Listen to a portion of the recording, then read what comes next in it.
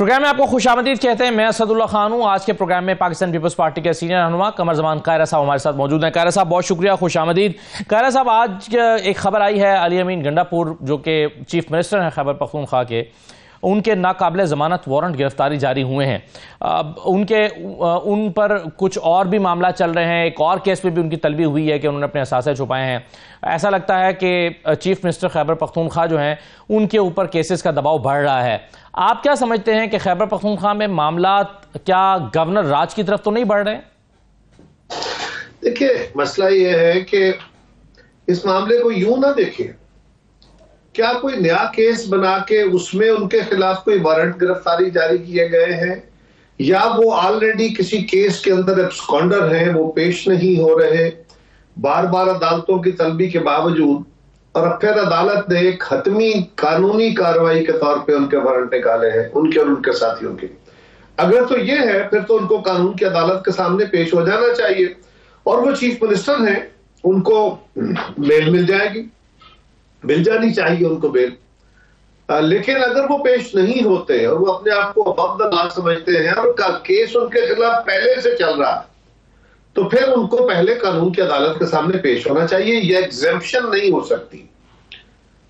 صحیح ہے. قاہرہ صاحب, میں یہ تو نہیں کہہ رہا کہ ان کی کوئی وکٹمائزیشن ہو رہی ہے یا ان کو اب چیف منسٹر بننے کے بعد کیسز جو ہیں وہ ان کے لیے بنائے جا رہے ہیں. میرا سوال تو بنیادی طور پر یہ ہے کہ آپ کیسے دیکھ رہے ہیں, کیا یہ گورنر راج کی طرف بڑھتا ہوا معاملہ نظر آ رہا ہے؟ کیونکہ گورنر راج لگے گا تو ظاہر ہے اس میں پریزیڈنسی انوالو ہوگی. کیا صدر صاحب کسی بھی موقع پر جا کر یا یہ ترجیح ہو سکتی ہے کہ گورنر راج لگایا جائے؟ گورنر راج کبھی بھی کسی گورنمنٹ کی اچھی فیصلہ نہیں ہوتا, ترجیحی بنیادوں پر نہیں ہوتا. لیکن پہلے تو بنیاد یہ ہے نا کہ گورنر راج کیوں لگے گا, نہیں لگنا چاہیے, کیوں لگے گا؟ اگر کوئی ایسا ڈیڈ لاک کریٹ نہیں ہوتا. تو میں اس لیے اپنے سوال کا جواب دے رہا تھا کہ علی امین صاحب کے اپنے فیصلوں سے اگر وہ ڈیڈ لاک کریٹ کریں گے تو پرابلم بنیں گے. مجھے نہیں لگتا کہ معاملے اس حد تک جائیں. لیکن جو گورنر رول ہے وہ بنیادی طور پہ صوبائی حکومت اپنے مرکزی حکومت لگاتی ہے, اور وہ اس وقت لگاتی ہے جب ملک کے حالات اس قابل یا صوبے کے حالات اس سطح پہ پہنچ جائیں کہ ان کو نارملی مینج کرنا ممکن نہ رہے. پھر آپ گورنر رول کی طرف جاتے ہیں, اور یہ آئینی قانونی ایک پہلو ہے. یہ آپ کا کوئی ماورائے آئین اور قانون پہلو نہیں ہوتا.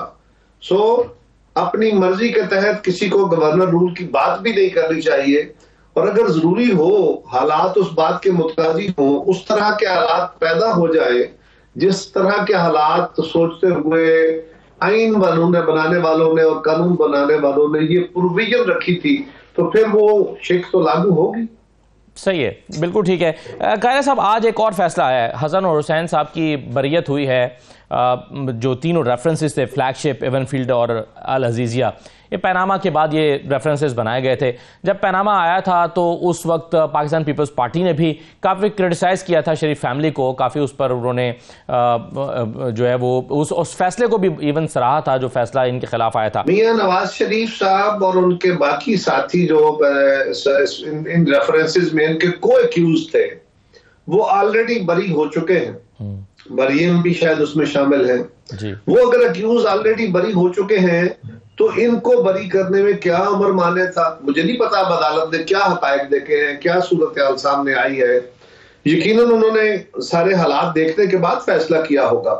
لیکن اگر اس مقدمے کے باقی لوگ پہلے سے کئی ماہ پہلے سے بری ہو چکے ہیں تو پھر ان کے بری ہونے کا بھی چانس موجود ہوتا ہے.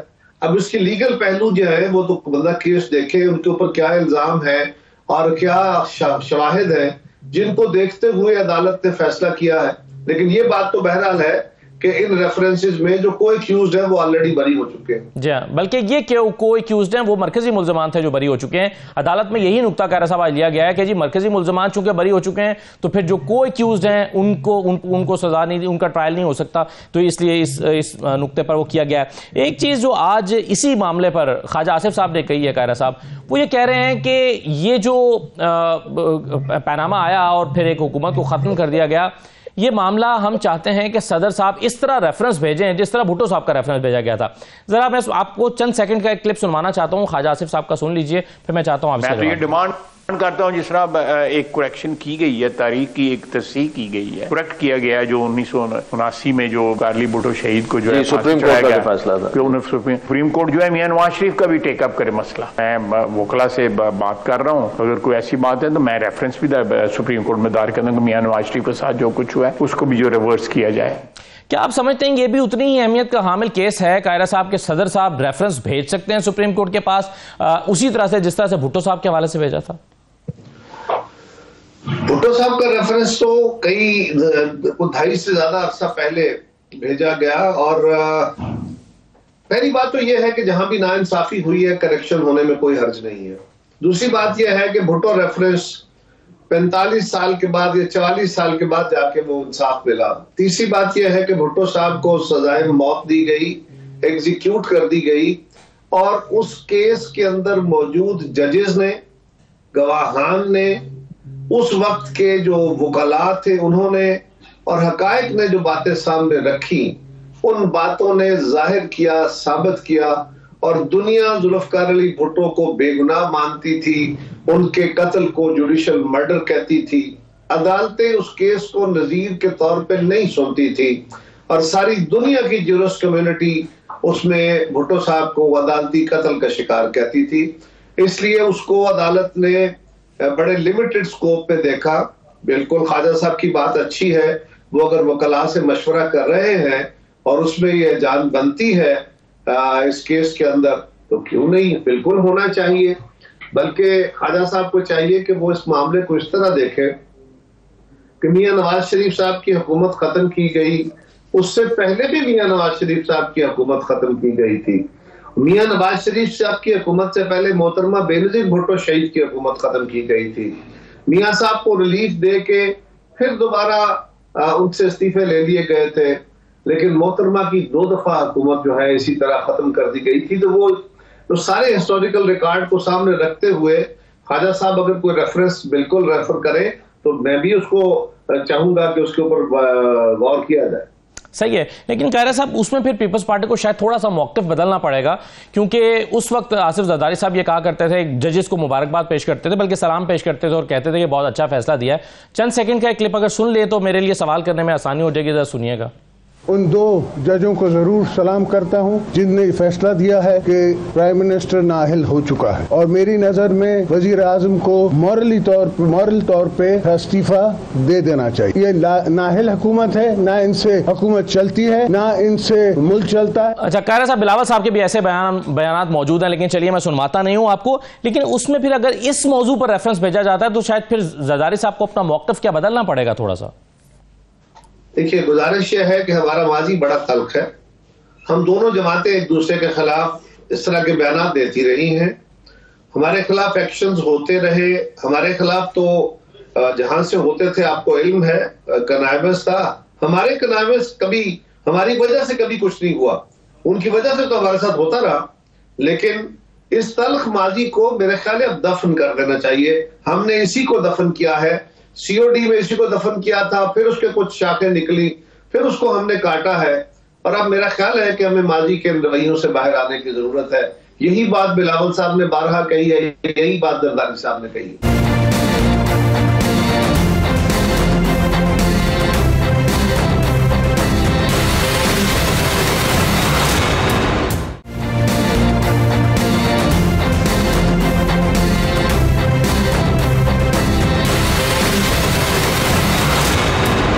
صاحب لیکن کچھ چیزیں اصولی موقف کی بنیاد پر آگے بڑھیں گی. مثلا ایک اور چیز ہمارے سامنے آئی ہے، وہ این ایف سی ایوارڈ کا معاملہ ہے.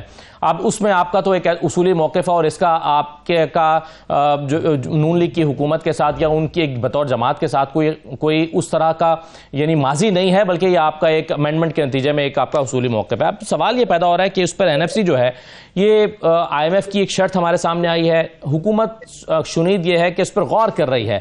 پیپلز پارٹی کیا اس پر بات چیت کرنے کے لیے تیار ہو سکتی ہے کہ جی ٹھیک ہے صوبوں کا حصہ کم کر دیا جائے؟ گزارش یہ ہے اس معاملے کو بھی دیکھنے کے لیے تناظر ذرا تھوڑا سا بدلنے کی ضرورت ہے.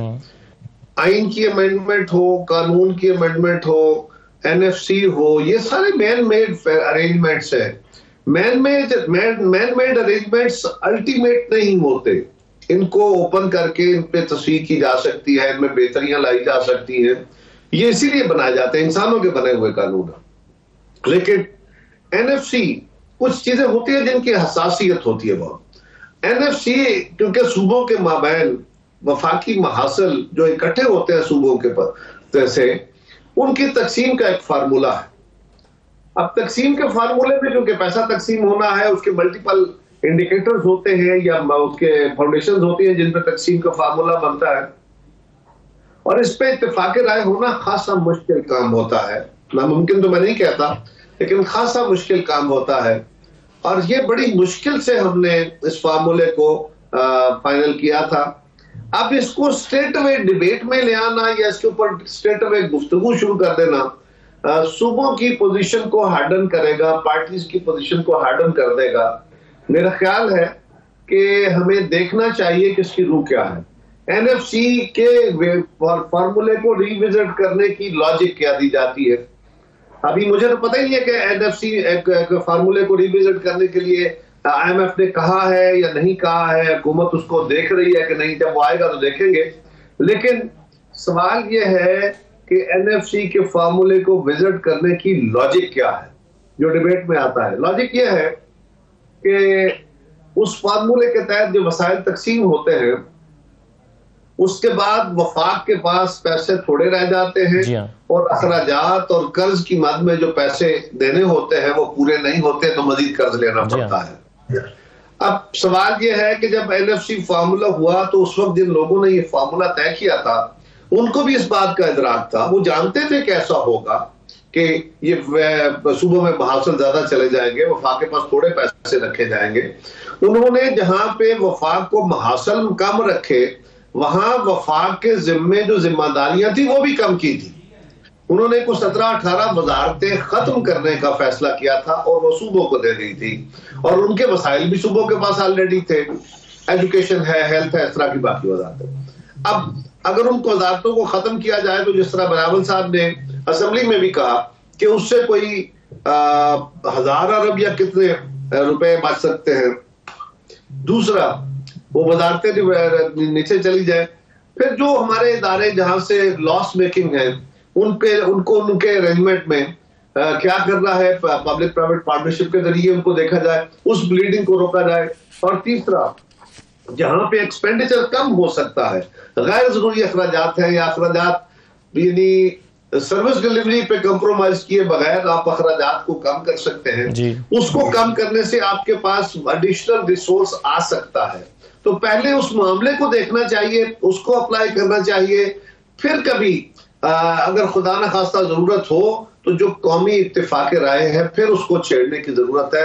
ابھی اس کو چھیڑنے کی یا اس پہ بحث کرنے کی ضرورت میرا خیال نہیں ہے, بلکہ اس سے زیادہ تلخی بڑھے گی, اس سے زیادہ صوبوں کی یا قوموں کی, قومیتوں کی جو پوزیشن ہے وہ زیادہ ہارڈن ہو جائے گی, اور پھر اس میں کسی قسم کی گفتگو کی گنجائش نہیں رہے. صحیح ہے قاہر صاحب, تو یوں تو آپ یہ تجویز کر رہے ہیں کہ جو وزارتیں صوبوں کے پاس چلی گئی ہیں اس میں یہ وفاقی وزارت نہیں ہونی چاہیے, چاہے وہ ہیلتھ کی ہو اور چاہے وہ ایجوکیشن کی ہو, پھر وفاقی وزارتیں نہیں ہونی چاہیے.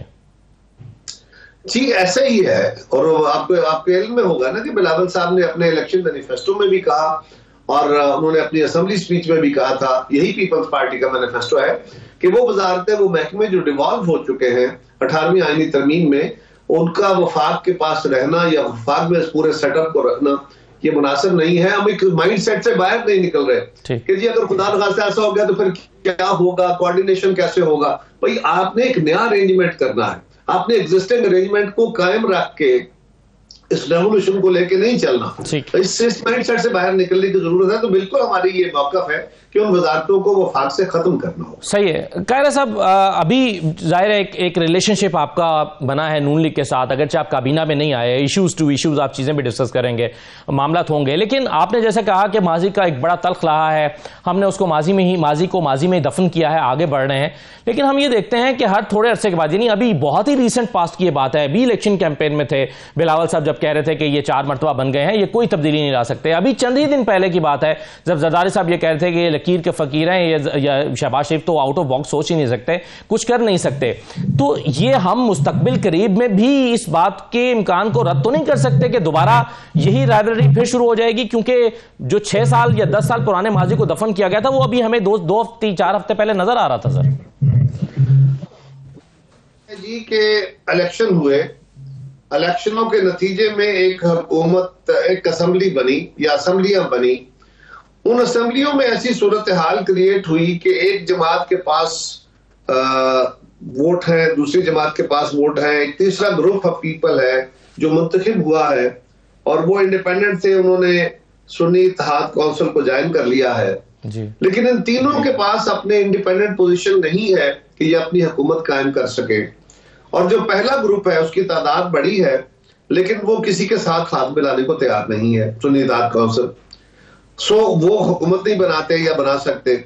دوسری دونوں جماعتیں اگر حکومت نہیں بناتی، یعنی ہم اور مسلم لیگ مل کے حکومت نہیں بناتے، تو حکومت تو بنتی ہی نہیں ہے.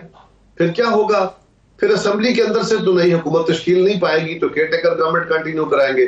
پھر ایک نیا انتخاب کرانا پڑے گا ہمیں، اور اس نئے انتخاب میں صوبوں کے اندر حکومتیں بن گئی ہیں، وہ تو ختم نہیں ہوں گی نا جی، تو اپنی جگہ قائم ہے. ان حکومتوں کی موجودگی میں آپ کیا کریں گے؟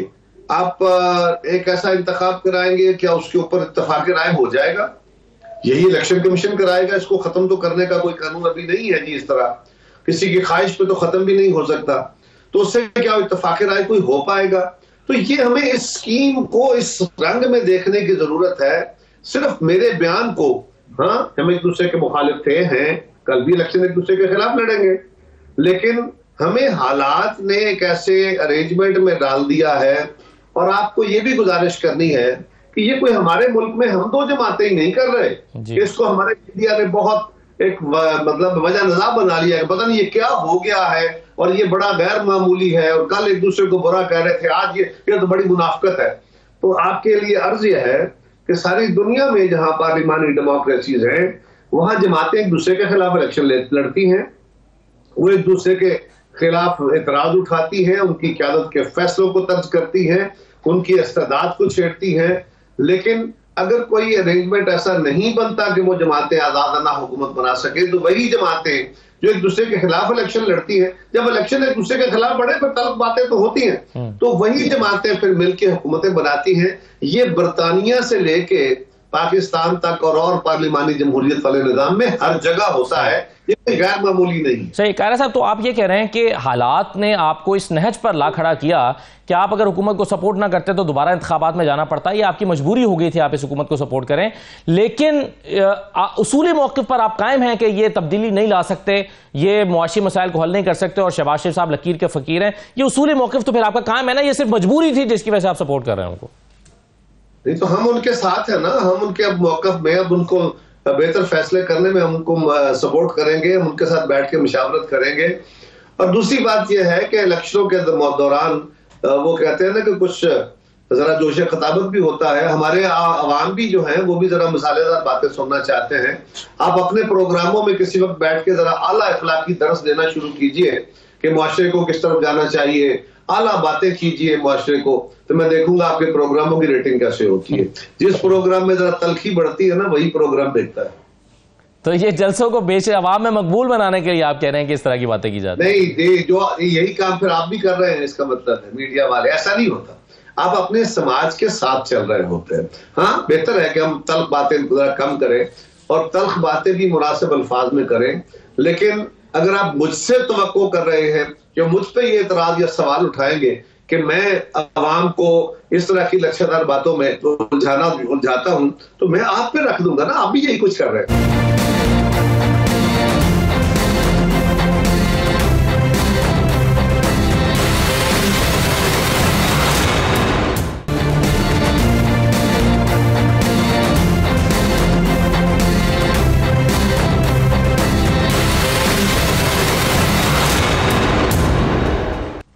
بریک کے بعد آپ کو دوبارہ خوش آمدید کہتے ہیں. پاکستان تحریک انصاف کے رہنما شیر افضل مروت صاحب ہمارے ساتھ موجود ہیں. مروت صاحب خوش آمدید کہتے ہیں آپ کو شو میں. سر سب سے پہلے تو یہ بتائیں, 2-3 دن پہلے آپ نے ایک نیا سوال پیدا کیا اور آپ نے کہا کہ یہ ڈھونڈا جائے کہ وہ کون ہے جس نے مشورہ دیا تھا کہ سنی اتحاد کونسل کے ساتھ اتحاد کیا جائے. آپ کیا یہ کہنا چاہتے ہیں کہ یہ غلط فیصلہ تھا؟ شکریہ. پہلی گزارش یہ ہے کہ میرے اس بیان کو غور سے اگر سن لیتے تو یہ سوال پیدا نہ ہوتا. میں نے یہ کہا تھا, 2 سوالات اٹھائے تھے کہ شیرانی صاحب JUI شیرانی کے ساتھ ہمارے اتحاد کا فائنل فیصلہ خان صاحب نے کر دیا تھا الیکشن ہونے سے پہلے. بدلہ نہیں مل رہا تھا, کبھی امکانات تھے, تو ہم نے متبادل کے طور پہ شیرانی صاحب کے ساتھ اتحاد کر لیا. تو یہ ایک سوال اٹھایا کہ کیوں نہ ہو سکا. اور دوسرا سوال یہ تھا کہ وحدت المسلمین جو ہیں ان کو اگر ہم جوائن کر لیتے تو شاید جو ہے یہ ریزرو سیٹوں پہ اتنی مشکلات پیش نہ آتی. یہ ایک رائے تھی, اختلافی رائے جو پارٹیوں کے اندر ہوتی ہے. یہ اور میں نے یہ بات جو ہے کل یا پرسوں شاید کل ہماری کور کمیٹی کی میٹنگ میں بھی یہ ہم نے سب نے مل بیٹھ کے ان چیزوں کو ڈسکس کیا.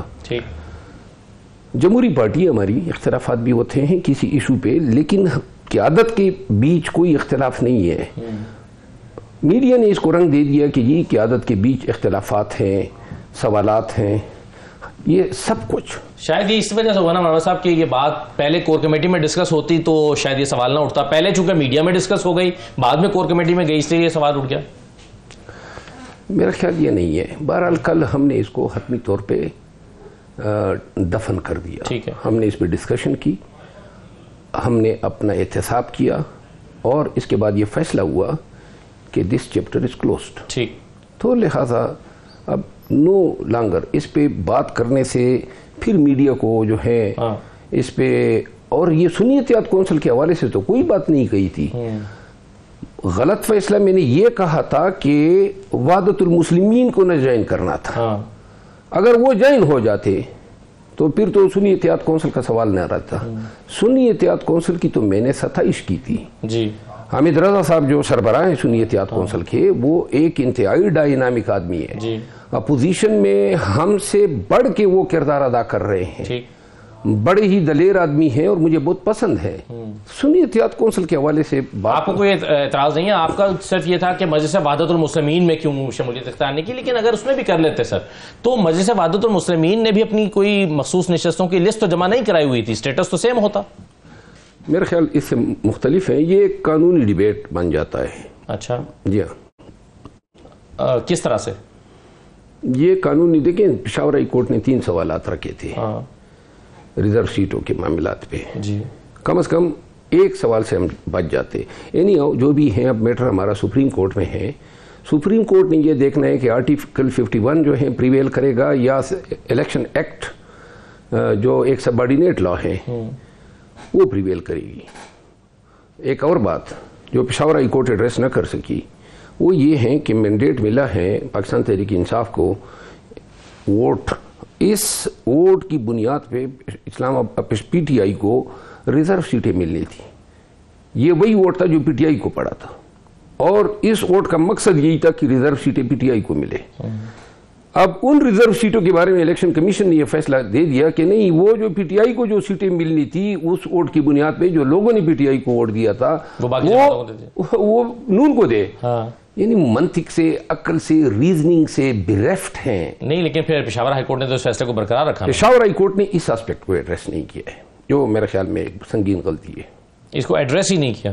جی یہ سپریم کورٹ میں ایڈریس ہوگا ڈیفینیٹلی. اچھا, تو مروت صاحب لیکن کیا یہ بات درست نہیں ہے؟ آپ شیرانی گروپ کی بات کر رہے تھے, ان کی پارٹی کی, انہوں نے بہت ساری شرائط رکھ دی تھی. خبریں یہ ہیں کہ وہ 12 MNA مانگ رہے تھے, کچھ MPA مانگ رہے تھے, کچھ سینیٹرز مانگ رہے تھے, جس کی وجہ سے پھر یہ فیصلہ ہوا کہ نہیں, پھر ہم ان کے ساتھ نہیں چل سکتے. میں شیرانی صاحب کی پارٹی کے ساتھ جتنے بھی ہمارے سیشنز ہوئے ان میں ہر سیشن میں میں موجود تھا. اچھا, ہمارے تمام معاملات ختم ہو چکے تھے. اس میں کچھ اس میں نہیں, وہ کے پی میں صرف ایک سیٹ مانگ رہے تھے مردان کی. اچھا, فائنلی, اور ایک گلنصیب خان کی سیٹ تھی جس پہ وہ مردان کے علی محمد خان صاحب والی یا دوسری؟ نہیں، عاطف خان والی سیٹ مانگ رہے تھے. اچھا. اور ایک صوبائی سیٹ درازندہ کی مانگ رہے تھے. بلوچستان میں 4-5 سیٹوں پہ ان کو اکاموڈیٹ کرنا تھا. تو یہ کوئی قابل عمل فارمولہ تھا انتہائی. اور پھر شیرانی صاحب ان سیاستدانوں میں تو نہیں ہے نا کہ بلے باز کی طرح پریس کانفرنس کر جائے. گرچہ اطلاعات یہ بھی ہیں کہ جب ہمارے ان کے ساتھ یہ ڈیل ہو رہی تھی تو اس کے گھر کا بھی گھیراؤ کیا گیا تھا. ان کو بھی پریشرائز کرنے کی کوشش کی گئی تھی، لیکن وہ ڈٹے رہتے. وہ ایک ایسی شخصیت ہے کہ اس پہ آنکھیں بند کر کے آدمی اعتماد کر سکتا ہے کہ ہر حالت میں وہ ڈٹے رہیں گے. اور یہی وجہ سے وحدت المسلمین کے سربراہ بھی کرتے ہیں. ایگزیکٹلی. اور یہی ہمیں سنی اتحاد کونسل انہوں نے بھی کیا، ان پہ بھی ہمیں اسی طرح کا اعتماد ہے. صحیح ہے. لیکن یہ بتائیے کہ پھر بلے باز کا فیصلہ کس نے کیا تھا؟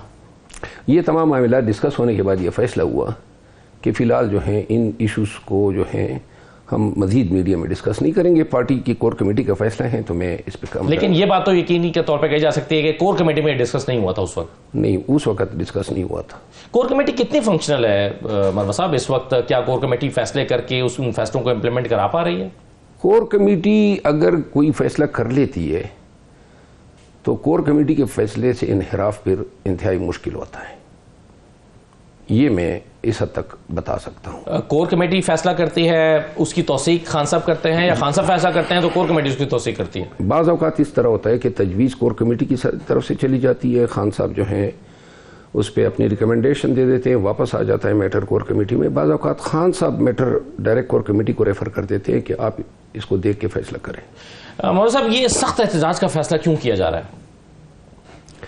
سخت احتجاج کا فیصلہ اس لیے ہے کہ عربی پرشین فارسی کی ایک کہاوت ہے کہ گربہ چون مانت گریز دست بغیرت سر شمشیر تیز. اگر بلی کو آپ کمرے میں بند کر دینا، بلی کے بارے میں کہا جاتا ہے کہ بڑی ہی کمزور ایک یہ ہے، ڈرپوک ہے، اور آپ دروازہ بند کر دیں اور اس کو جناب ڈرانا شروع کر دیں تو یہ بھاگے گی ایک کونے سے دوسرے کونے میں. لیکن جب آپ سارے کونے بند کر کے ایک کونے میں اس کو گھیر لیں گے نا تو وہ بھی پنجے گاڑ کے آپ کی طرف لپکے گی. ہماری حالت یہی کرتی ہے.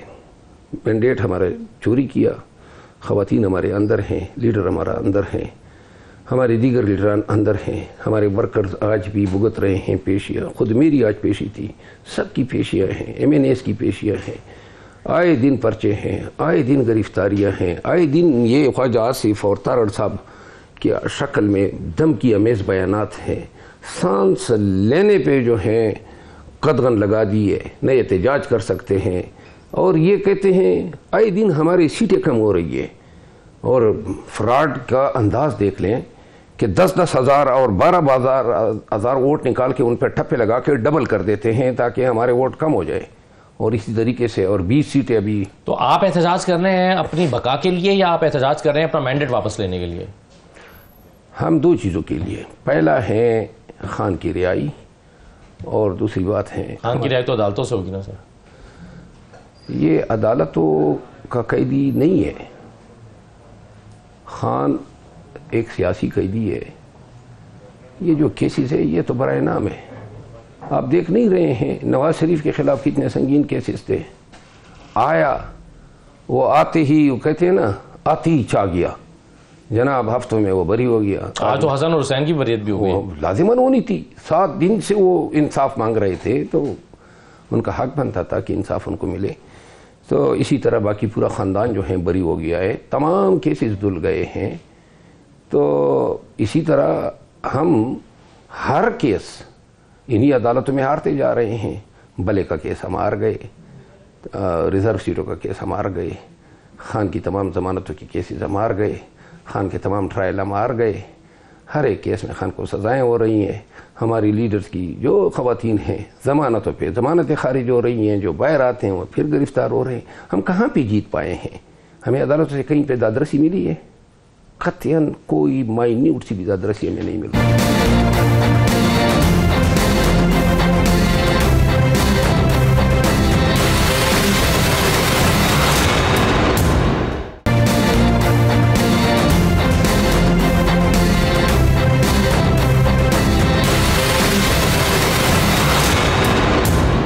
کہیں کہیں پر تو یہ بھی لگا کہ شاید کہ آپ کی لیگل ٹیم کی تیاری پوری نہ تھی. جیسے لطیف کھوسہ صاحب کھڑے تھے سپریم کورٹ میں انتخابی الیکشن سے پہلے لیول پلینگ فیلڈ کے حوالے سے, تو چیف جسٹس صاحب ان سے پوچھتے رہے کہ بتائیں کس حلقے میں. ان کے پاس کوئی فہرست موجود نہیں تھی کہ کہاں پر ان کے کینڈیڈیٹس کو اٹھایا گیا یا ان کے پروپوزلز کو اٹھایا گیا. ابھی پشاور ہائی کورٹ میں بابر اوان صاحب کو جانا تھا, علی ظفر صاحب کو, وہ دونوں نہیں گئے یا ان میں سے کسی ایک کو جانا تھا, نہیں گئے. تو کہیں لگتا ہے کہ یہ نہیں ہے. دیکھیں بابر اوان صاحب, علی ظفر صاحب اگلے دن چلے گئے نا, انہوں نے ارگو کر دیا نا, تو اس میں لیگل ٹیم کی کیا کمی جو ہے نظر آ رہی ہے. آپ جو سردار لطیف کھوسہ صاحب کی بات کر رہے ہیں کہ وہ یہ نہیں بتا پائے کہ کہاں سے لوگوں کو اٹھایا جا رہا ہے. پورے پاکستان میں پی ٹی آئی کے کینڈیڈیٹس کو ڈسکوالیفائی نہیں کیا گیا. بحیثیت صافی آپ کو علم ہے نا, میں خود ڈسکوالیفائی ہوا. کس چیز پہ ڈسکوالیفائی ہوا؟ 6 نام جو شیر افضل میرے ہم نام تھے پشاور سٹی کے, ان کے پانی کے بلوں میں بقایا جات ڈالے گئے 11 لاکھ روپے, جبکہ 30 روپے بل ہوتا ہے. اور وہ 11 لاکھ ایک مہینے کے بنا کے انہوں نے تمام شیر افضل کو جو ہے میرے کھاتے میں ڈال دیا, نہ ولدیت دی, نہ شناختی کارڈ نمبر دیا. یہ الیکشن کمیشن یا ریٹرننگ افسر کا یہ کنڈکٹ آپ کے ساتھ ہوا, لیکن آپ کے بارے میں تو پھر بھی پارٹی کے اندر بھی من کہا جاتا ہے کہ شیر افضل مروت کیوں خاص ایسا آدمی ہے جس کو نہ گرفتار کیا گیا, نہ اس کو جو ہے وہ اتنی سختیاں جھیلنا پڑیں. آپ پر ڈاؤٹ کیوں کرتے ہیں لوگ؟ کوئی ڈاؤٹ نہیں کرتا ہے. شیر افضل مروت ہی وہ آدمی ہے جو کڑے وقت میں نکلا, کیمپین بنائی, اور اس وقت نکلا جب کوئی نکلنے کا سوچ بھی نہیں سکتا تھا.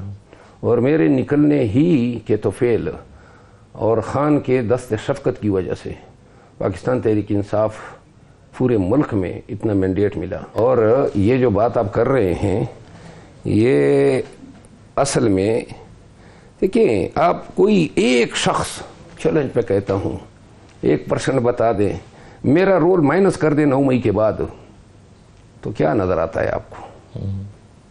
اور میرا رول ایڈ کر دیں, کوئی 1% نقصان تو کوئی بتا دے کہ پی ٹی آئی کو ہوا ہو. اور آج بھی خان صاحب کی مجھ پہ اعتماد اس لیے, ابھی بھی احتجاج حوالے کیا ہے, میرے حوالے کیا ہے ملگیر احتجاج, مجھے کہا ہے کہ آپ کی ڈیوٹی ہے. تو لہٰذا پارٹی کے لیے یہ جو آپ بات کر رہے ہیں نا, بیسیکلی یہ وہ لوگ ہیں جو نون کے کماشتے ہیں. واحد چیز جو پی ٹی آئی کو آج کھاٹ سکتی ہے, نقصان دے سکتی ہے, وہ یہ ہے کہ پی ٹی آئی کی پبلک کو نکالنے کی صلاحیت جو ہے اس پہ ذکر لگائی جائے, اس کو نقصان دیا جائے. اور وہی لوگ جو ہیں نون کی ایما پہ یہ کر رہے ہیں کہ کسی بھی طرح ہو پاکستان تحریک انصاف کے ورکرز اور عوام پی ٹی آئی کے اندر موجود ہیں. بعض لوگ ایسے ہیں, دیکھیں سیاست بڑی گندی چیز ہے. ہر پارٹی کے اندر یہ چپکلشیں ہوتی ہیں, یہ کینچا تھانی ہوتی ہیں. کچھ لوگوں کو یہ پسند نہیں ہوگا کہ یہ شخص جو ہے ورکر میں اتنی قبولیت کیوں پا گیا, جبکہ میرے یہ استدلال رہا ہے کہ ہر ایک کو لیے قبولیت اوپن ہے. میری طرح مار کرے, میری طرح محنت کرے, میری طرح روڈ پہ نکلے, میری طرح پرچے بکتے, میری طرح صحبتیں برداشت کرے. یقین کریں یہ عوام جو قبولیت یا جو محبت مجھے دے رہی ہے مجھ سے زیادہ ان کو دے گی. تو لہٰذا صرف اور صرف آج کی ضرورت کیا ہے, سوشل میڈیا کے ذریعے پاکستان تحریک انصاف کی اس طاقت پہ جو ہے غضن پہنچایا جا سکے. اور وہ طاقت کیا ہے, عوام کو باہر نکالنے کا. ہمارے سامنے اب احتجاج ہے, اور اس احتجاج میں اگر یہ اس میں کامیاب ہوتے ہیں کہ مجھے ڈیمیج کر دیتے ہیں, تو پھر آپ یہ پارٹی کو نقصان ہوگا. اس کا نقصان پی ٹی آئی کا ہے, اور اسی پہ یہ لگے ہوئے ہیں. اور اس میں کچھ ہمارے ناعاقبت اندیش دوست جو ہیں ان کے ساتھی بن چکے ہیں. اور میں نے تو پھر بھی کہا ہے خان صاحب کو, لاسٹ ٹائم خان صاحب نے مجھے کہا کہ یہ ابھی بھی جب اسلام آباد میں جو بھی جتنے بھی احتجاج ہوئے یا پنڈی میں, وہ سب میں نے کیے پارٹی کے تعاون سے, پارٹی کے توفیل اور ورکر کے سپورٹ سے. صحیح, تو یہ صحیح ہے. چلیے, لیکن آنے والا امتحان شاید زیادہ کڑا ہے. علی امین گنڈا پور صاحب جو ہیں ان کی بھی فوراً گرفتاری جاری ہو گئے ہیں. کچھ اور چیزیں میں آپ کے سامنے رکھنا چاہتا ہوں. مروت صاحب, آپ احتجاج کی کال دے رہے ہیں, آپ اس کی تیاری کر رہے ہیں, آپ کہہ رہے ہیں آپ کی ذمہ داری بھی ہے, لیکن دوسری طرف دباؤ بڑھ بھی رہا ہے. علی امین گنڈا پور صاحب آپ کے چیف منسٹر ہیں, اور ان کے ناقابل ضمانت وارنٹ گرفتاری جاری ہو گئے ہیں. کیسے اس معاملات کو کیسے ٹیکل کریں گے؟ تو جب سے یہ پی ڈی ایم کا رجیم چینج ہوا ہے, آج تک یہی وارنٹ اور گرفتاریاں اور ظلم و جبر ہیں. تو علی امین خان کو تو اب کانسٹیٹیوشنل امیونٹی حاصل ہے، وزیر اعلیٰ ایک کانسٹیٹیوشنل پوسٹ ہے، تو اس وارنٹ کی ویسی کوئی آئینی قانونی حیثیت نہیں ہے. لیکن یہ اتکنڈے میرا خیال ہے اس عدالت کی معاونت ہونی چاہیے تھی جس سے یہ جاری کروایا گیا، یا ہو سکتا ہے کہ چالان پہ کورٹ نے خود ہی جاری کیا ہو، کل ہی دیکھ کے پتہ چلے گا. لیکن یہ وارنٹ، ایف آئی آر، پرچے، پکڑ دکڑ، آپ کہہ رہے ہیں نا کہ وہ اور مزید سختی کریں گے. سختی کیا کریں گے؟ انہوں نے کیا چیز چھوڑی ہے؟ تو لہذا جو کرنا چاہیں کریں. ہم اب عادی ہو گئے ہیں، بھگت لیا ہم نے، لہذا جتنی مزید سختی کر سکتے ہیں کریں.